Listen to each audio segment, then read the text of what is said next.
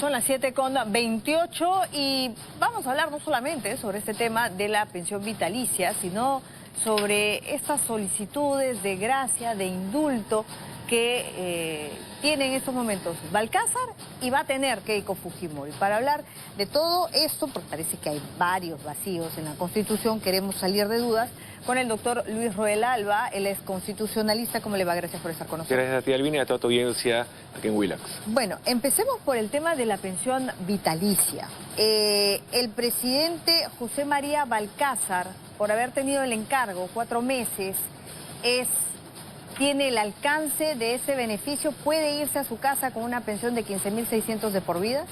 A ver, para empezar, la pensión vitalicia no está regulada en la Constitución. Entonces no es un derecho que tienen los presidentes de la República que nace en la Constitución, sino se da por una ley, la ley 26.519. Correcto. Es una ley que tiene solo 3 disposiciones muy básicas, ¿no? En donde se señala que la pensión vitalicia de los presidentes es del sueldo de un congresista, es decir, en la actualidad 15.600 soles mensuales. Ojo, que podría cambiar si los congresistas se aumentan, también aumentaría la pensión vitalicia. Luego, el otro requisito es que, como dice la ley, que hay exclusiones. ¿Cuáles son las exclusiones? Si el presidente de la República ha sido acusado constitucionalmente, es decir, si el Congreso de la República aprueba una acusación constitucional, ya sea por antejuicio político, por delitos cometidos de función o por infracción a la Constitución, juicio político, se suspende. O sea, esta pensión se ve suspendida hasta que en el proceso judicial se demuestre lo contrario. ¿Podemos poner, por favor, la pantalla con los exmandatarios que tienen justamente la pensión suspendida, ¿no? Ellos son... ¿Podemos abrir la pantalla o me acercan al televisor que no veo nada? Ya, a ver, la pensión vitalicia, no, la anterior es, la anterior.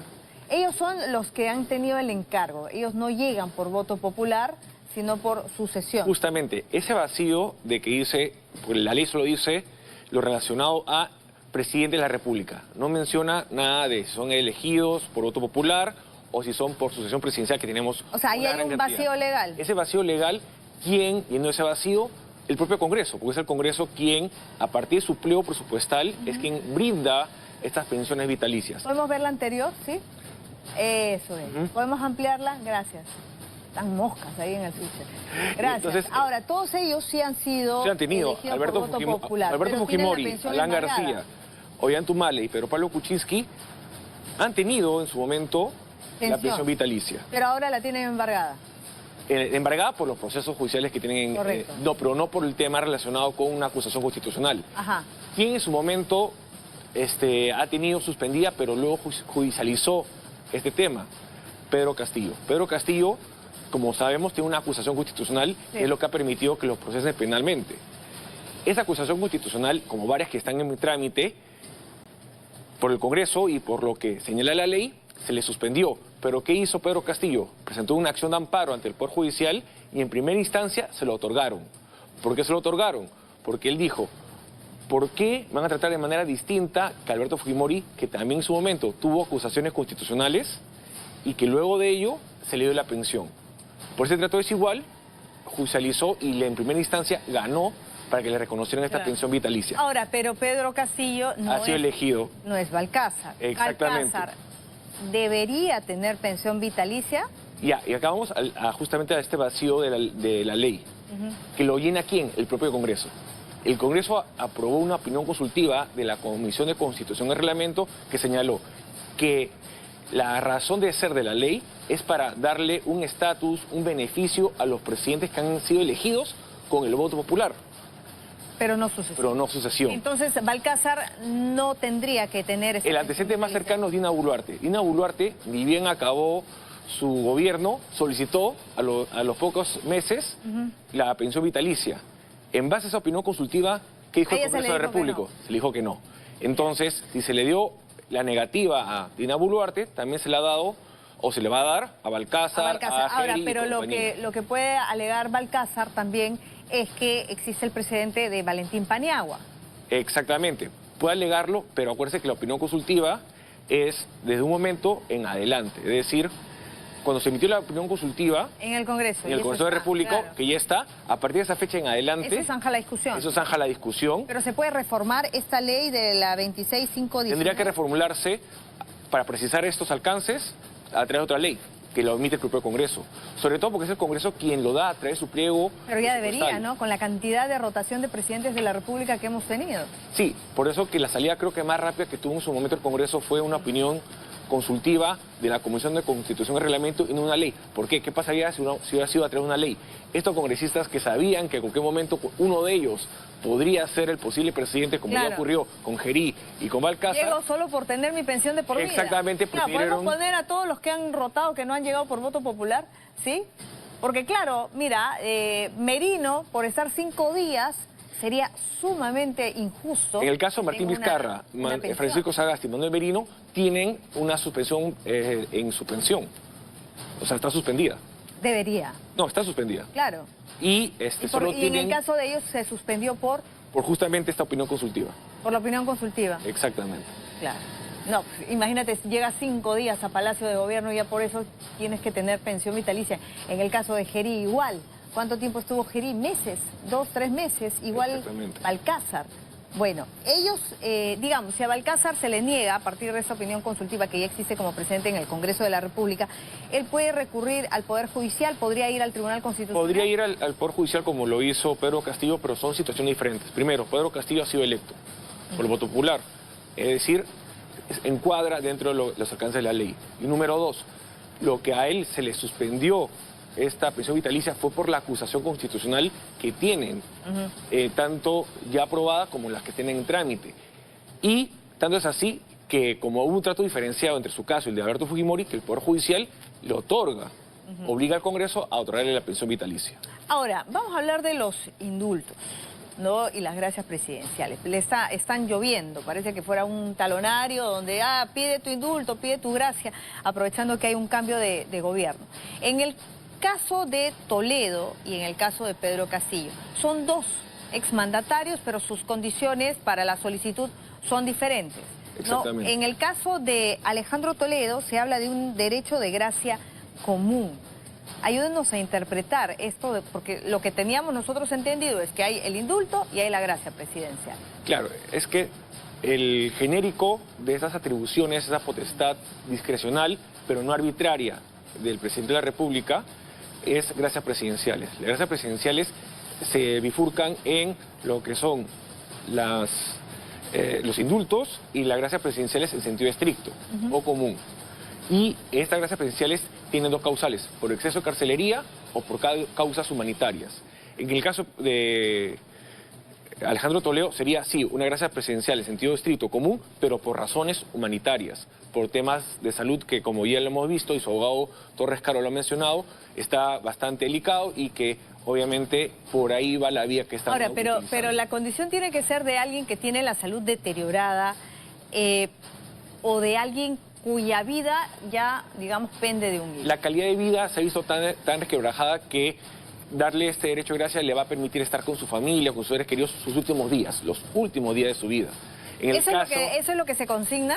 Más o menos es el objetivo de la norma, ¿no? Ajá. Cuando se le otorga esta gracia presidencial... Es para que te vayas a morir con tu familia. Exactamente, para que tengas tus últimos días de tu vida o tengas ese cuidado especial con tu familia. ¿Quién define el tiempo? ¿Qué son los últimos días? Puede ser los últimos días, pero de justamente de 3 lo importante, años, la Comisión de Gracias Presidenciales que está en el Ministerio de Justicia y Derechos Humanos tiene que evaluar eso. Y lo evalúa a través de informes que son objetivos, que son los informes médicos. Informes médicos que son de instituciones de salud pública. Ajá. Porque imagina, si uno se va al médico que es su amigo en una clínica privada y le hace el favor de decirle no, sí, que está muy mal... Aún obviamente, cuando la condena sea por corrupción. Aún cuando sea por eso, ¿no? En esos casos, Alejandro Toledo tiene estos temas relacionados que ya ha tenido condenas y demás, pero ya su salud, como aparentemente pareciera lo que se argumente, lo que se demuestra en varias imágenes, es de que está solicitando pasar sus últimos días, últimos momentos con su familia. Ahora, en el caso de Alejandro Toledo, ¿por qué hablamos o se habla de gracia presidencial y no de un indulto? A ver, porque en el caso de la gracia presidencial, puede ser procesos que están en trámite. Alejandro Toledo tiene un proceso en trámite, todavía está en curso. Ok. En el caso del indulto ya tiene que haber una sentencia firme. Por eso, en el caso de Pedro Castillo, los indultos han sido declarados improcedentes, claro, porque tiene procesos en trámite, está apelando justamente uno de ellos. En caso de gracia presidencial puede ser todavía un proceso en trámite que Alejandro Toledo tiene en curso y también Pedro Castillo. Usted mencionaba la Comisión de Gracias Presidenciales y claro, acá lo que hemos venido comentando es el presidente tiene la discrecionalidad absoluta para conceder el indulto o hay ciertos límites constitucionales. Hay límites constitucionales. El Tribunal Constitucional en el caso Crucillat ya había sentado un precedente en ese sentido. Ajá. En cuanto a que si bien la Constitución le otorga una potestad discrecional, porque lo puede dar como que no es un deber de él otorgar indultos o gracias presidenciales, queda su libre discrecionalidad, pero una discrecionalidad que tiene que estar dentro de un marco legal, porque si no lo hace sería arbitrario y por ende inválido e inconstitucional, como pasó en el caso Crucillat. Ya, ¿y cuáles son estas condiciones? Primero, las normas que establecen requisitos para acceder tanto al indulto como a gracias presidenciales. Luego, que la Comisión de Gracias Presidenciales emita un informe técnico. Tiene que sí o sí la Comisión de Gracias Presidenciales ya sea a favor o en contra. Ajá. Toda solicitud de indulto de gracia presidencial pasa por esa comisión y esa comisión tiene que emitir un informe a favor o en contra. Y ese informe llega a lo que es el despacho del Ministro de Justicia. El Ministro de Justicia con el Presidente de la República es quien decide al final tomar la decisión política. Ahora, de todas maneras pasa por la firma del Ministro de Justicia. Sí o sí, porque acuérdense de que esto, voy a repetir, es un acto discrecional, pero al mismo tiempo también es un acto político, de decisión política. Claro. Y los responsables políticos siempre son los ministros. Se tiene que llevar la firma del ministro y del presidente del Consejo de Ministros. No de todo el gabinete, no, solamente solo de ellos dos. Exactamente. Y la Comisión de Gracias Presidenciales. Ese es más bien el que emite el informe. Y ellos van a ser responsables, pero ya en sede administrativa. Ahora, ¿y qué pasará en el escenario de que cambien al ministro de Justicia en estos días? Justamente para este cometido. A ver, en el tema de plazos, creo que los plazos no dan para que proceda un indulto o gracias presidencial express. Si fuera de esa manera, estaremos viendo responsabilidad administrativa, penal, tanto, inclusive constitucional, de los funcionarios de esta Comisión de Gracias, como de los ministros que firman y el mismo presidente. Porque estarían emitiendo un indulto o una gracia presidencial que no tiene sustento legal y constitucional. O sea, a todo lo que se ha venido discutiendo sobre las condiciones que tendrían que haber para este indulto, se suma el hecho de que los plazos ya no darían. Ya no darían. Acuérdense que en el caso del indulto que hubo de Pedro Kuczynski, Alberto Fujimori, tuvo cerca de 2 semanas y algo en su trámite. Pero Balcázar ha dicho que ya lo están evaluando. ¿Él acaso ha tenido que ver el informe o cómo está yendo el informe de la Comisión de Gracias? Por ejemplo, en este escenario, Balcázar dice, la Comisión de Gracias Presidenciales, me imagino, no lo ha dicho como tal, pero ya se está evaluando. Entonces, cambian en estos días que quedan 2 semanas o 14 días, cambian al ministro de Justicia. Entra uno nuevo. El plazo tampoco le daría para poder analizar. Bueno, los plazos son de la Comisión de Gracias Presidenciales. Y acuérdense que uno o varios de los miembros son designados por el propio ministro de Justicia y Derechos Humanos. Si lo cambiara, teóricamente tendría que también cambiar uno de los miembros de esta comisión. No le van a decir que no le van a dar la contra al ministro Jiménez, ¿no? Claro, a menos de que, como ya advertí, pueda haber, sí, una responsabilidad administrativa también de ellos, también penales. Ahora, Roberto Sánchez y el mismo Jorge Nieto han señalado públicamente que Keiko Fujimori y Balcázar, en este caso ahora, tendrían que ver otros caminos para poder liberar a Pedro Castillo. ¿Existen otros caminos? ¿Cuáles serían esos caminos? El indulto, sabemos que no se puede, es inviable por el tema de que tiene un proceso en trámite.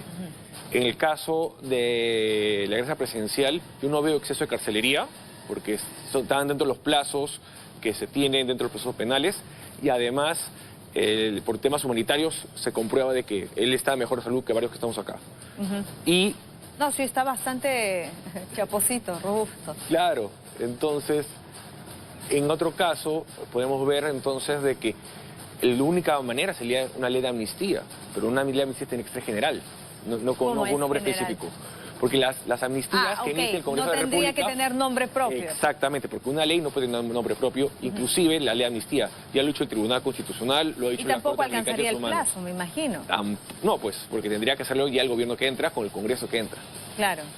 Ahora, ¿qué tanto peso tiene en estas 8 solicitudes que ha presentado Pedro Castillo que en el camino hayan tratado de fraguar estos informes médicos para achacarle una enfermedad casi terminal? Eso demuestra que se ha querido llevar el tema a un tema de salud, a una gracia presidencial en materia de una salud resquebrajada, delicada. Pero ¿qué tanto pesa eso para la Comisión de Gracias Presidenciales en la evaluación del caso? Bueno, la Comisión de Gracias Presidenciales solicita una evaluación médica, pero ahí tiene también un grupo de especialistas de la salud pública que se encarga de esa evaluación. No, yo sé, pero si ya hay este antecedente que Castillo o sus abogados o todos trataron de sorprender a la comisión, ¿se toma en cuenta ese antecedente? No. No, porque cada solicitud es independiente y autónoma. Ajá. Pero pongamos en el supuesto negado, es que esto debería ser así un trámite como la embajada, ¿no? A ver, señor, no, usted me mintió acá. No, por ende, ¿sabe qué? Váyase a su casa. No recibo nada. ¿No es así? ¿No es así? No, lamentablemente no es así. Inclusive puede ser de que esté reciclando más adelante estas mismas solicitudes con ya la incorporación de una presidenta en funciones, ya no electa, Keiko Fujimori. Acá debería sancionarse la mentira, en verdad. Eso es bastante bueno que hay que decirlo. Se va a reciclar. Yo creo que esto se va a reciclar, o si se lo va a dar de manera ilegal, de manera inconstitucional, y que luego justamente la presidenta Fujimori podría anular ese indulto. Es que lo podría hacer de oficio. Es que eso es el tema, ¿no? Luego este indulto puede ser cuestionado. Sí, claro que sí. Por el próximo gobierno. Claro. Por el Poder Judicial. Por ambas vías. Constitucional de manera también. De manera oficiosa puede hacerlo la presidenta de la República si considera que este acto, pues un acto de administración pública, ha sido realizado de manera ilegal e inconstitucional, por ende inválido. Entonces, de manera de oficio, puede buscar la nulidad de ese acto.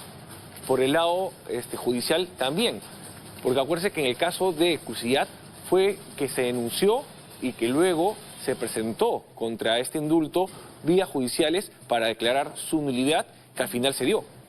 Ahora, se viene esto de acá lo va a tener que, me imagino, ver. Hablábamos de los vacíos legales que tiene la ley tanto para el tema de la pensión vitalicia, y también este próximo Congreso tendría que reformular o reformar este acápite sobre los indultos y las gracias presidenciales. Yo creo que en el caso de la norma que da la pensión vitalicia a los presidentes, tiene que ya especificar o hacer suyo lo de la opinión consultiva del Congreso de la República, es decir, de que solo esta pensión es para los presidentes que han sido elegidos por votación popular y no para las sucesiones, ya sea de la propia plancha presidencial o de la presidencia del Congreso. Esa es la primera precisión.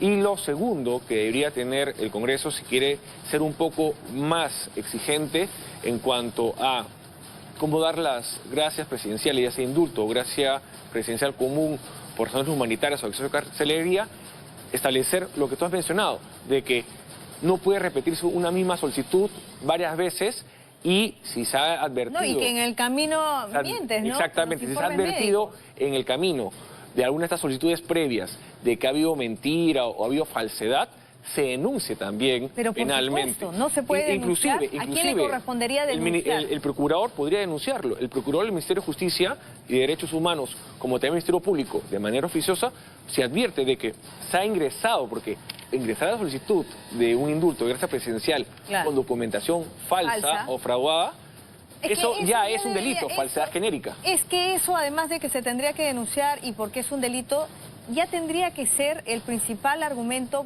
para que todas las solicitudes se vengan abajo.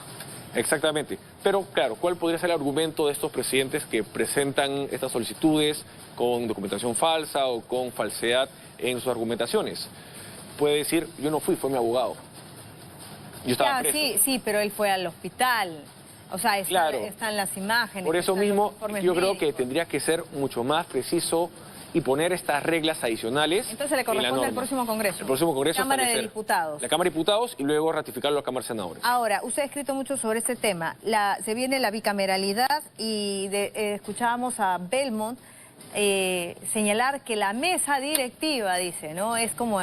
Él no lo plantea así, pero se presta a la interpretación de que se convierte pues en el próximo botín, ¿no? En el bocadito al que todos tienen que llegar y tratar de alcanzar. ¿Es tanto así la mesa directiva? No, la mesa directiva... Van a haber las mesas, ¿no? Claro, van a haber dos mesas directivas en donde van a tener una presidencia y una vicepresidencia. A diferencia del Congreso unicameral, que tenía un presidente del Congreso y 3 vicepresidencias, sí.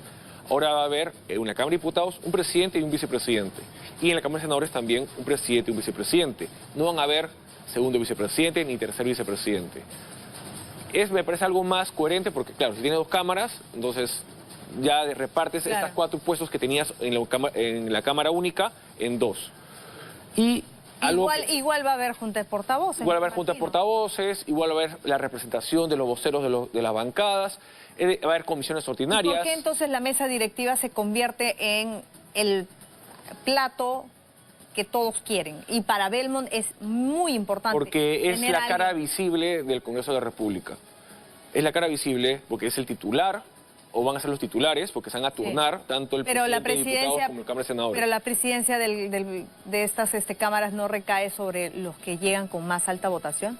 No necesariamente. Hemos visto, por ejemplo, casos en este Congreso unicameral que han presidido, pongamos, Somos Perú, que era una de las minorías, y lo presidió José Gerí. El bloque magisterial que se vino reducido en los últimos años, Balcázar.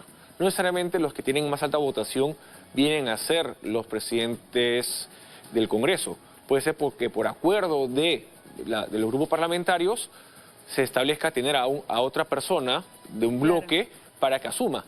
El fujimorismo siempre tuvo una de las mayorías y recién asumió la presidencia cuando Gerí o Balcázar asumieron la presidencia y el primer vicepresidente...